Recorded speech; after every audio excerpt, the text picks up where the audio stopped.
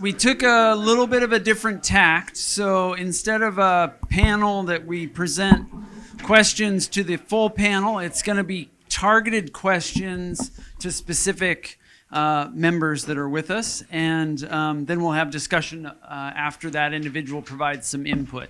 So Nelson has the questions and the targeted answers. So we got 12 responses, so it's a 25% response rate.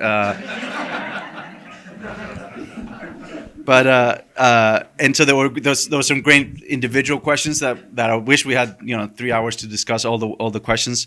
But there was one theme that emerged from several questions that were asking about the same topic, and it's interesting. I was not surprised, but it's interesting what emerged, and it's around the theme of not only measuring patient-level data, but measuring provider and operational-level data, and how do we integrate that into the way we're thinking about operations? How do we think about safety? How do we think about quality improvement? How do we think about education and competency, and all those things combined? And it's interesting in the sense also that a lot of the themes that we talked about, which is predicting, which patients are going to do well or not going to do well, clinical decision support, education, all these things come together a little bit in that interface of the system that's taking care of the patients and the patients themselves, and how that interaction happens. So as Reed said, I will read the names. So we have 4 people, and I'll keep them, we'll ask them so that everybody's like unprepared. That were actually listed as possible people to answer some of these questions. So I'm going to stick to those suggestions, which obviously were great suggestions. So the first one's going to go to Akira. I've told you. Yeah? Surprise! So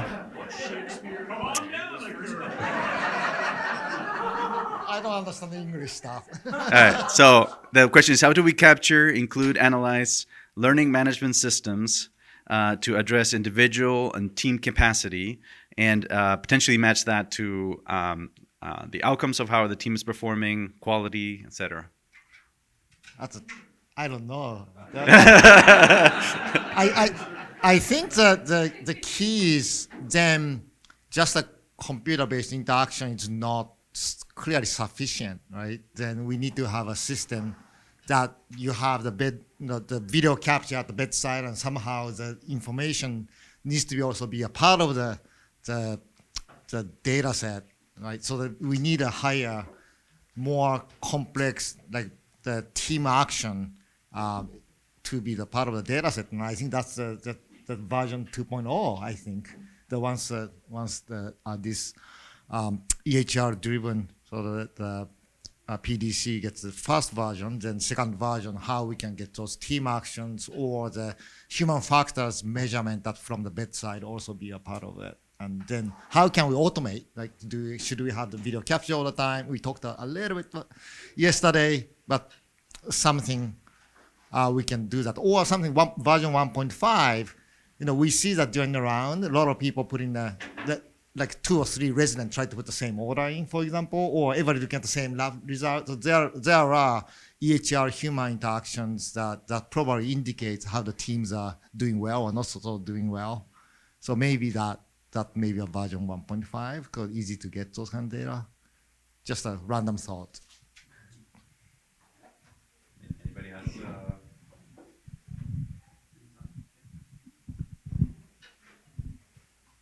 So this is more following up on our question from our discussion this morning.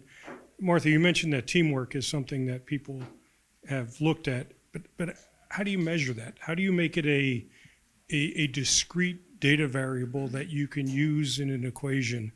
And it can't just be a summary of the people, because, well, we're in LA, so I guess I can say it. The Lakers put all-stars together, but they don't play well together. How do you get people to work together, and how do you measure that to see how it impacts outcome?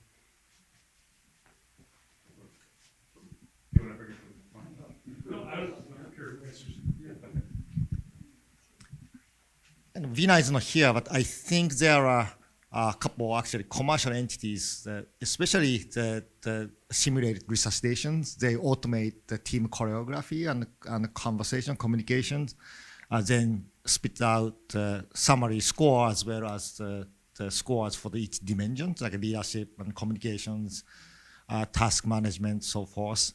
So there are sort of established way of doing it, but it's also fundamentally, to some extent, as it's valid, but it's not like spot, right? You know, it's an agreement score.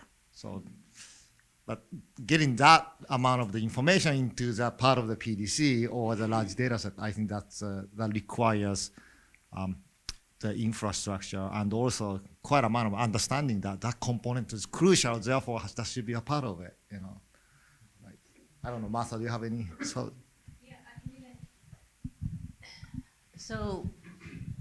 So we are kind of like rebuilding models at CHOP to try to do that. And I'll even look at, Fackler as well, because we wrote a grant application a long time ago. It was part of the, what was the name of it? It was, yeah. That's a great name for a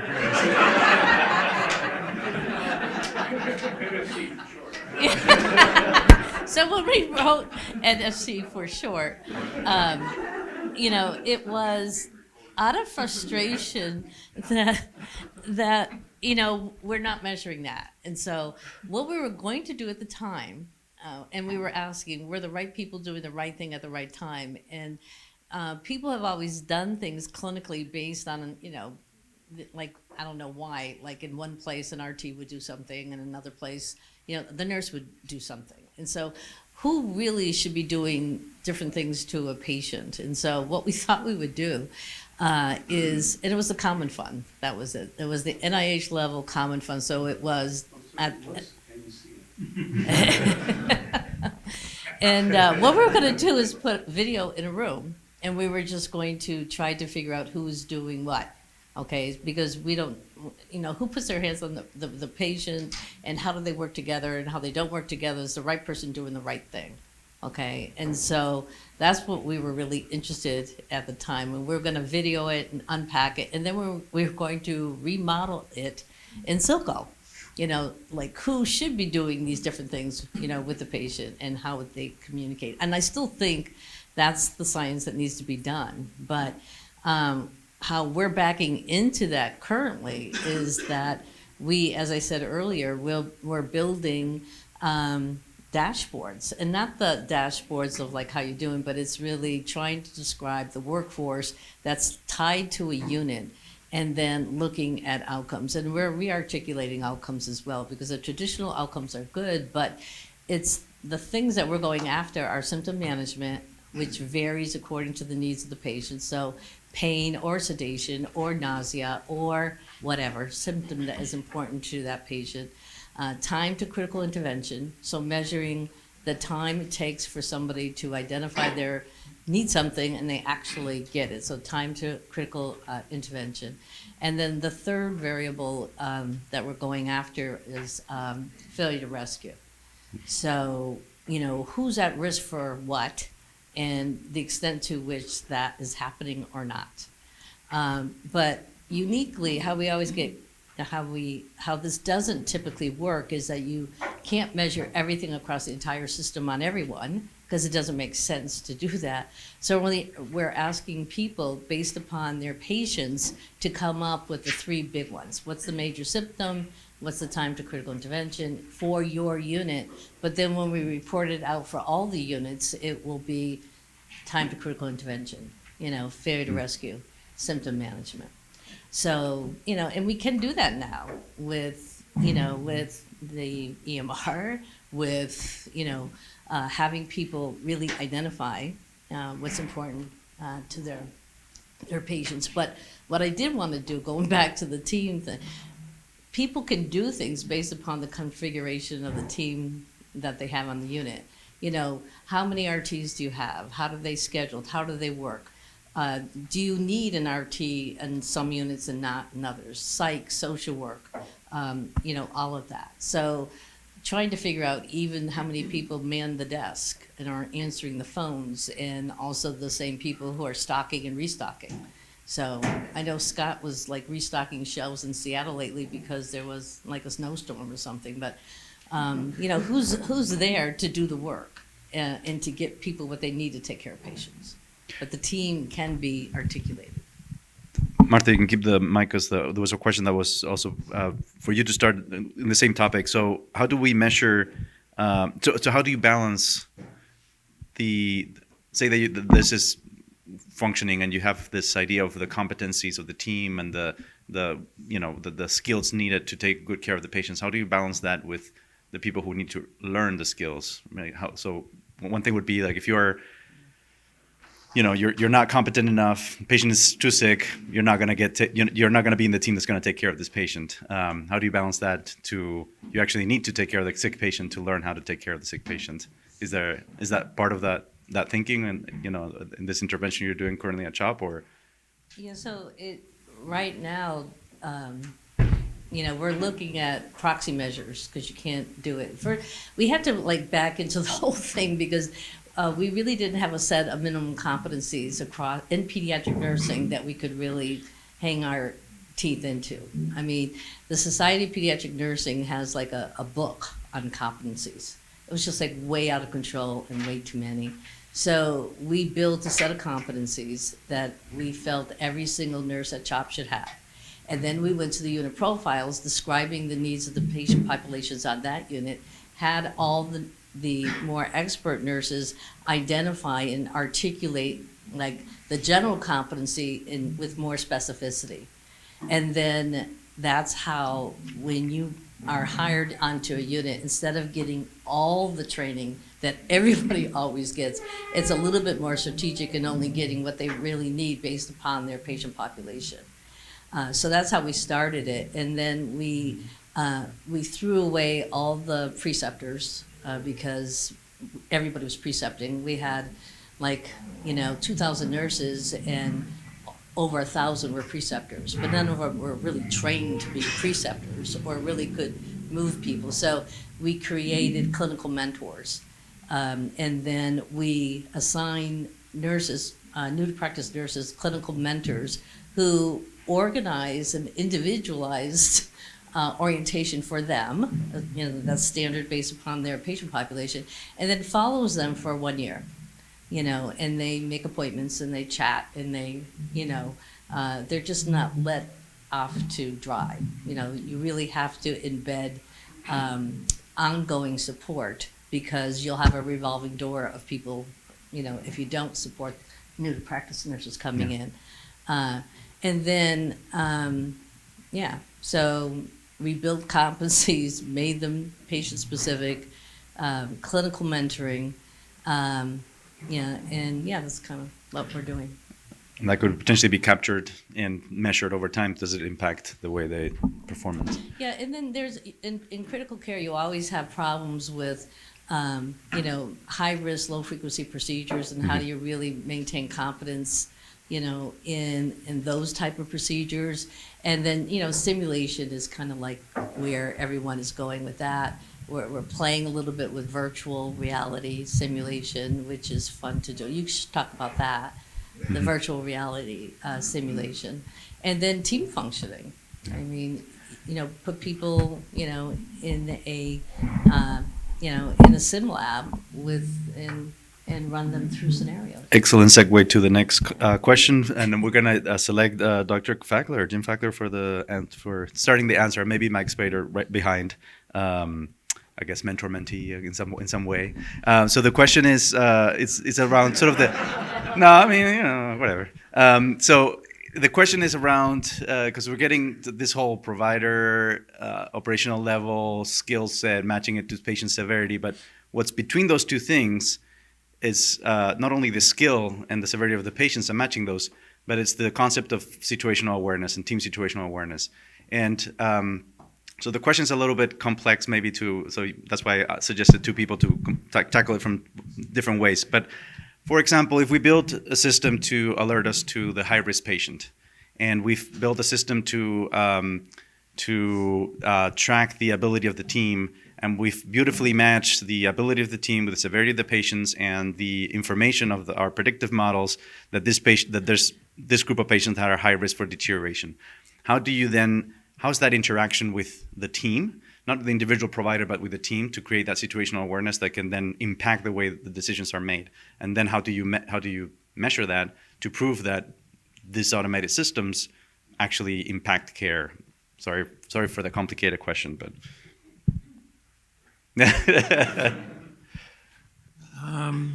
The straight answer is I don't know, because it was one of the comments that would come from the clinical decision support, and we've got all these metrics, we've got all these alarms that go off, and we really don't know who responds to them or how they respond. Or I suppose if they should respond. But what I would like to see, and it would be fun to get reaction to this, is take one of these predictive analytics, a cardiac arrest, that Billy in bed space 12 is going to be dead or needs CPR sometime in the next couple of hours, next half hour. And the positive predictive value on that is 25%. Well, I'm going to tell you, you really ought to get off your ass and go take a look at these kids, because one chance out of four, it's the right thing to do. But I want to know, then what I want to know, and I have to admit, wearing eye tracking glasses are the most personally invasive thing that I can ever think of trying to wear. On some level, I don't want people knowing where I'm staring. But what I would love to do is put them on people with different levels of experience and send them into the room, and then try and figure out how a senior clinician or a junior clinician or a respiratory therapist or a nurse or even a child life expert would go in and try and put the pattern together in their head. And that would be very revealing on what additional data might end up going back into this decision support tool. You, though, asked how to create situational awareness at the team level.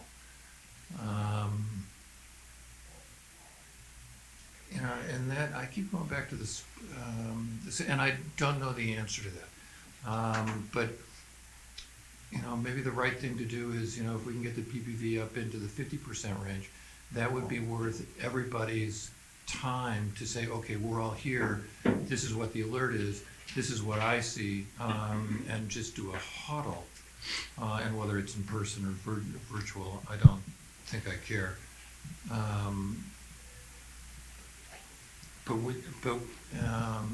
So I'm sorry. I'll go back to the beginning. I have no idea. Yeah, but ultimately that speaks to the fact that who is the as we build these tools, these decision support tools, these alerts, who is the consumer of those alerts, and how do they the part where you can start, Mike, is so what does that person do, or how do you who's the audience, and how do you get them to talk, how do you get them to communicate in a way that's effective for the patient? Yeah, I mean, I think for us, having implemented predictive analytics in the last year, I think we had to go in with it being a team approach.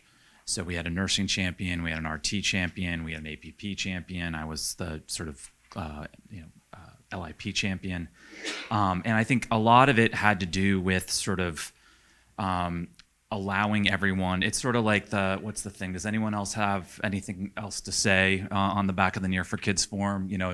And sort of make it more of a collaborative approach. I think very clearly what we've learned from other implementations in adult units is people want to know what's under the hood to at least a certain extent. They want to have an understanding, so it's not an RNN model. It's a random forest model. It's got 40 features, but what are some of the features that go into this? And we are, our philosophy is more of a trajectory-based philosophy. I know we had this debate a little bit at the PEDAL machine learning for healthcare discussion that we had last month, is that other places are very much sort of a threshold-based. And so I think you have to figure out what philosophy works best for your team and your unit.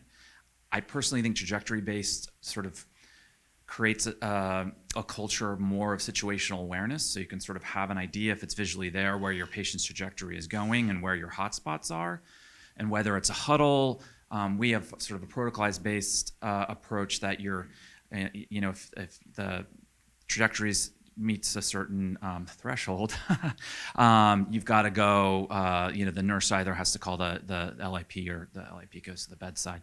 In terms of metrics, that's really hard because I think one of the big things are all the unintended consequences that we might not be looking at. Do these actually increase length of stay? If it does, is that necessarily a bad thing? Is it a good thing? Are you able to de-escalate antibiotics in patients based on their trajectory of illness? It's hard, and I think it's also going to take several years of data before you can even make any meaningful inferences about the clinical impacts. Okay, he's back. Yeah, well, and the analogy I always try and draw is to baseball teams.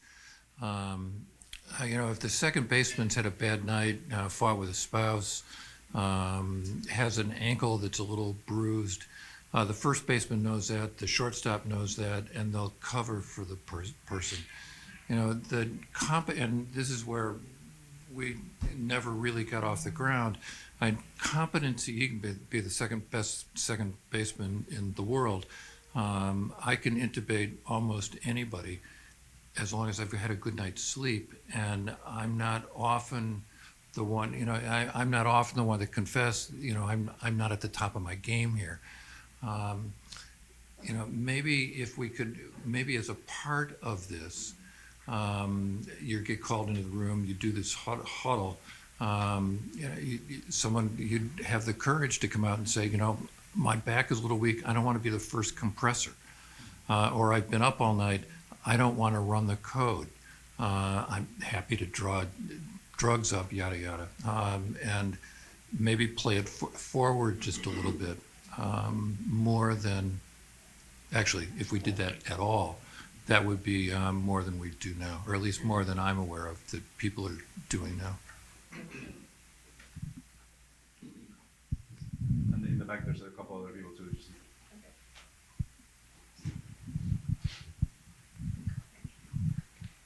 So this topic actually came up in the CDS discussion earlier today in our breakout, and our comment was that right now, whenever an alert like something's getting ready to happen pops up, it usually pops up to individuals, and then individuals have variable performance in terms of whether they're going to address that BPA or ignore it. I mean, I personally ignore many BPAs because there's going to be somebody else that's going to get the same BPA that's going to take care of it. So I'm just going to go do what I want to go do right now.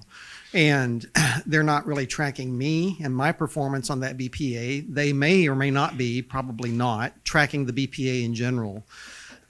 The point of all of that is it's an opinion. I think that as our computational maturity progresses and more of these opportunities to improve care come forward, it's going to burden the team that's kind of driving the strategic direction of the patient on a day-to-day basis.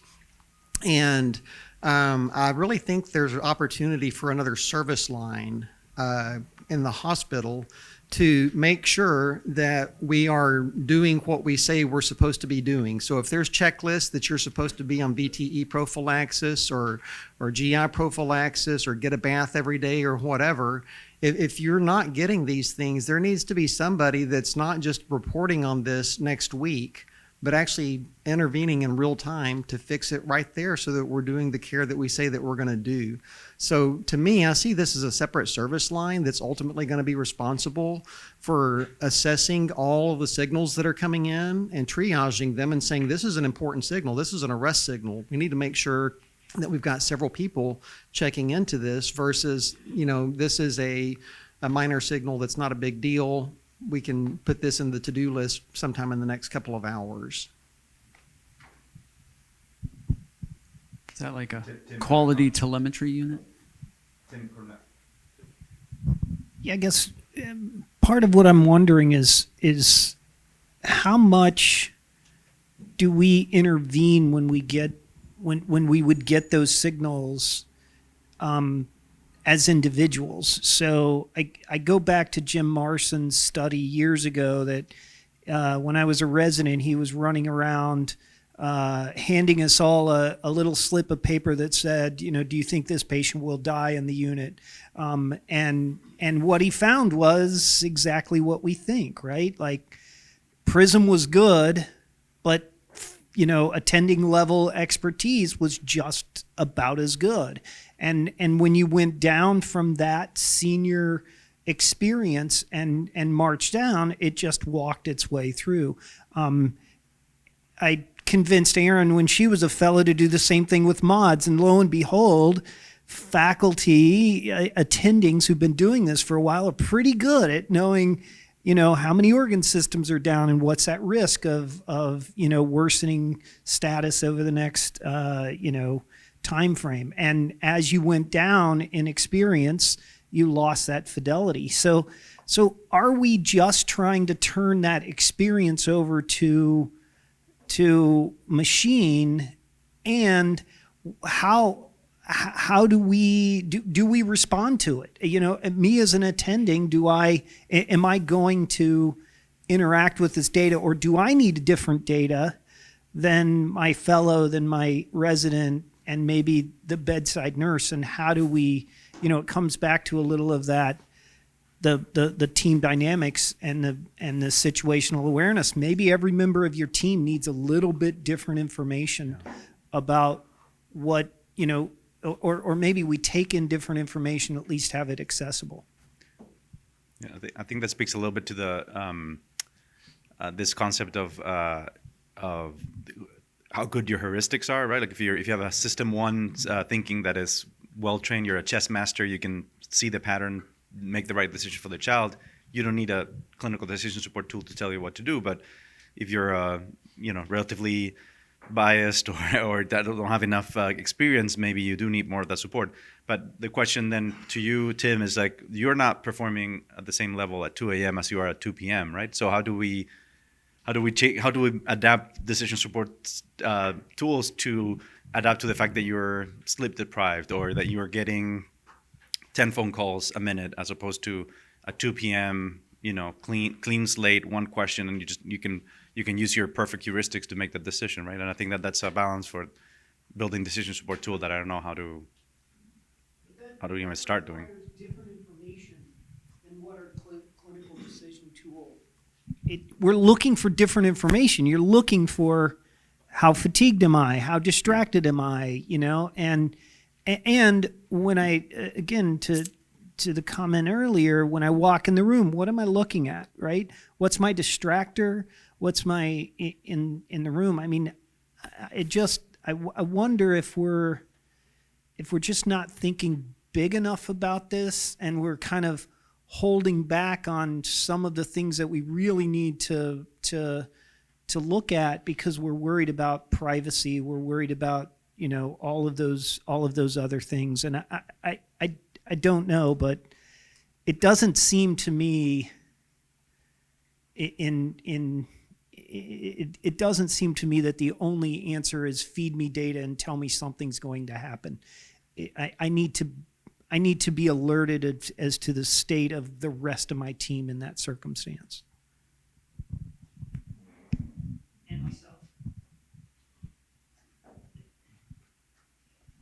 So I'd just like to ask this room, if we could have a video camera that monitors everything that you do in the pediatric ICU, how many of you would be okay with that?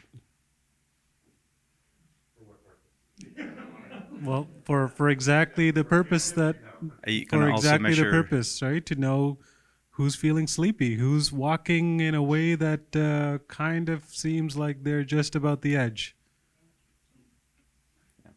Right. As long as you don't measure my poop, I'm fine. That's step two. Yeah. Vision of having the computer see visually everything that's going on sounds incredibly compelling for getting a lot of this soft data that is, going to give us these other details that we don't currently collect. Part of the problem is if we had the same video on the same room and let 4 or 5 of us annotate that video, I'll be interested to see how the concordance with the annotations come up, because we're going to see different things in that video, and it's going to be really hard to train a computer to automatically, sort that out. I guess an algorithm that trains on the choreography of the team in a room compared to outcomes in that room, and potentially then predict which type of choreography are good and which ones predict that your team is fatigued and not communicating and patient's going to die. I don't know. Had another question that was going to follow up on that one. The video, the choreography. Oh yeah, the nudging. So the other thing that just brought to mind was the cars nowadays that have this ability to sort of predict when you're fatigued. If you've been driving for X amount of time, you haven't stopped, and or the pressure on the wheel lessens, it will tell you, are you tired, and you should take a break. Is that maybe something that you were, to Rishi's comment and the video, the Big Brother video that's saying like, that physician needs another cup of coffee or needs to go to bed or something. Or if they make a decision, if they put an order in the EHR, they get like, are you really sure this is what you want to do? Right? So the next one is actually maybe related. It was for Mike Dean. What do our notes tell us about what we know and what we may be missing and what we should learn about? And should we be measuring that from the way we document our care? What do our notes? Yeah, what our unstructured data that we're entering in the EHR? What does it tell us about our competency levels? What we know, what we don't know, what should we be learning? And is that a rich data set that we're missing the opportunity to? It's pretty rich. There's a whole lot of kids that went home on ventilators. But I do think it does raise the question of whether notes ought to be part of our future endeavor, and what can you get from notes with NLP and other techniques. And I think obviously the structuring of notes with EHRs in many ways has destroyed the value of the notes, because if you had a free-flowing dictation, then your thought process was much more present. And then the ability to have templates has further destroyed the notes, because half of the note may be fiction. I mean, I just think about physical examination. If you're the attending and you got 40 patients, you probably don't look at the eardrum of every patient. And yet there may be some patient where something sparks something deep inside you and says, I got to look at the ear here. And so I think that what a note can be useful for, and I will describe just a little bit in the PCARN registry, we use NLP on the emergency department notes because the purpose of the registry was to measure specific actions for specific conditions. So one of the conditions was DKA, another condition was seizures. There were some other conditions, but we needed to know if a patient was seizing on admission in order to know what the interval was between the seizure happening on admission and receiving an anticonvulsant. Similarly, we needed to figure out from NLP whether a patient had symptoms of DKA, try to correlate that with the labs that were not missing from the record, and identify when the patient got insulin and things like that. I think de-identification of narrative notes is not a technical problem. So we've de-identified 40 million narrative notes in the last 10 years in this system, and it's relatively simple to do. And I think you only have to make an excellent faith effort. If there's accidentally a name in there that's, buried in there, I don't think you're going to be getting hauled off to jail for a HIPAA violation. So I do think there's some value there, but I don't think we're really going to know. The other question is, can you measure adverse events? And we talked about this a little bit at lunch. You may think your notes are garbage, but when you're doing an FDA-regulated drug trial for an industry, the monitor's coming and reading your notes. They're reading the progress notes, looking for SAEs. And at extreme expense, if you have to fund the monitor, if you're the data coordinating center or the trial budget person that's got to have $1 million worth of monitoring per year in a trial, That could be a very, very productive solution, but I don't know how you detect SAEs in a sea of notes.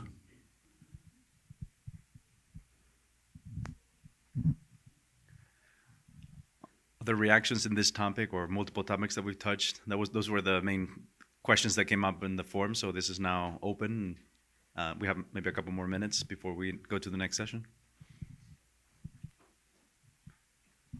I just have a quick follow-up question to Mike. It's not a technical challenge, you say, about the de-identification of notes, but what's been your experience with institutionals' willingness to accept that risk? And institutions, I mean lawyers, et cetera, obviously. So we have 25 institutions that are in the registry, and they've been brought on over a decade. We use a program that was derived from something called DEID, which was written at MIT or MGH, I don't remember, I think at MIT, to de-identify records. And what it does is it has dictionaries of words that it knows need to be replaced. And it also has things like, it has access to, for instance, the names of the patients that are in the hospital and knows if it finds any of those words to replace it with patient first name, patient last name, and so forth. And it has geographic locations and things like that. The program's actually a Perl script, but we've enhanced that for performance reasons. So what we do is we have the data are extracted from the electronic record at the hospital into an XML file, and then we look at the XML fields that are narrative and we de-identify them, and then we reconstruct the XML file and then revalidate it. And what we had to do to make this system work is actually audit these notes to see if they were effectively de-identified. So we had to ask each institution to give us a month's worth of frankly identified data for us to verify that the algorithm and the dictionary that we were using for that site was working. And after we did that, and none of them blinked, none of them blinked about giving us the data for that purpose. Then we gave them the program with the dictionaries, and they put it inside their firewall and ran it at the institution. So they did the extraction and de-identification and reconstruction of the XML file, and then they send us the de-identified XML file. And if it validates, then everything is good. If it doesn't validate, then you've got the ongoing cost of maintaining a so-called automatic registry, which is probably about $20,000 a site per year. But that's how we did it. None of the sites blinked about giving us a month's worth of data with all the names, addresses, everything in it. Because we had the purpose, we explained the purpose to it. And we assigned BAAs with some of the institutions. Most of the institutions did not want a BAA. They just said, go ahead and do it. So.